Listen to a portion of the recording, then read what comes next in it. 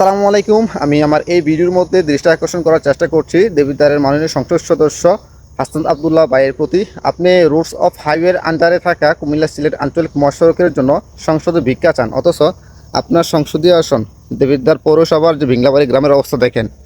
এটা একটা পৌরসভা, এটা কোনো ইউনিয়ন না, এটা একটা পৌরসভা। পৌরসভার লোকজন আপনাদেরকে ট্যাক্স দেয়, এক্সট্রা ট্যাক্স দেওয়ার পরেও তাদের যাতায়াতের ব্যবস্থা কী রাখলেন? আপনি রুটস অফ হাইওয়ে আন্ডারে থাকা কুমিল্লা সিলেট আঞ্চলিক মহাসড়কের জন্য সংসদে ভিক্ষা চাইছেন, মানুষের প্রশংসা করেছেন, এটা খারাপ কিছু না। রাস্তাটা ঠিক হইলে বা রাস্তা সংস্কার হলে আমাদের কাজে আসবে, কিন্তু আপনার নিজ সংসদীয় এলাকা এবং কোম্পানিগঞ্জ বাজারের অতি নিকটের যে গ্রাম ভিংলাবাড়ি গ্রাম, এবং এই ভিংলাবাড়ি গ্রাম থেকেই দেবিদ্বার উপজেলা বা দেবিদ্বার পৌরসভা মাত্র 5 কিলোমিটার দূরত্ব।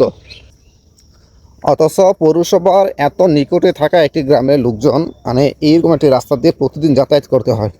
আমি আপনার দৃষ্টি আকর্ষণ করছি গোমতী বেরিবাদ, এটা ভিংলাবাড়ি গ্রাম পড়ছে, পশ্চিম ভিংলাবাড়ি। কোম্পানিগঞ্জ বাজারে একদম নিকটবর্তী এলাকা হচ্ছে এটা।